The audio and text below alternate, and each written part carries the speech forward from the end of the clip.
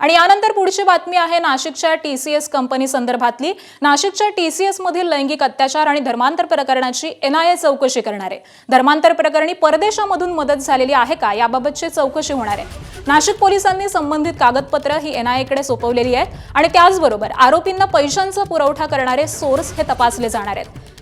परदेशामधून होत असलेल्या मदतीची चौकशी केली जाणार आहे। दिल्ली बॉम्बस्फोटांच्या पार्श्वभूमीवरती काही धागेदोरे लागतात का याचा देखील शोध घेतला जाणार आहे अशी माहिती सूत्रांकडून समजते आहे। आणि टीसीएस मधील धर्मांतर आणि अत्याचार प्रकरणी आज राष्ट्रीय महिला आयोगाचं पथक हे नाशिकमध्ये येणार आहे।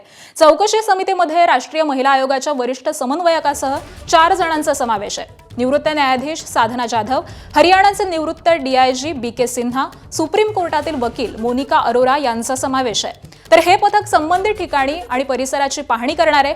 त्याबरोबरच महिला कर्मचाऱ्यांशी बातचीत करणार आहे आणि तक्रारदारांची भेट देखील घेणार आहे। चौकशीचा संपूर्ण अहवाल हा त्यानंतर आयोगाला सादर केला जाईल।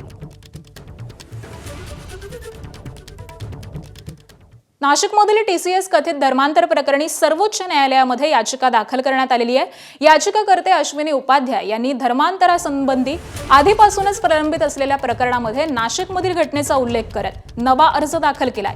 तर फसवणूक किंवा दबाव टाकून केलं जाणारं धर्मांतर हे देशाच्या सार्वभौमत्व, धर्मनिरपेक्षता, लोकशाही आणि स्वातंत्र्यासाठी धोकादायक असल्याचं न्यायालयानं घोषित करावं अशी मागणी याचिकेमधून करण्यात आली आहे। त्याबरोबरच केंद्र आणि राज्य सरकारांनी बळजबरीच्या धर्मांतराला दहशतवाद आणि देशाविरुद्धचं अप्रत्यक्ष युद्ध मानून त्यावरती कठोर उपाययोजना कराव्यात अशी देखील मागणी करण्यात आली आहे। एबीपी माझा, उघडा डोळे बघा नीट।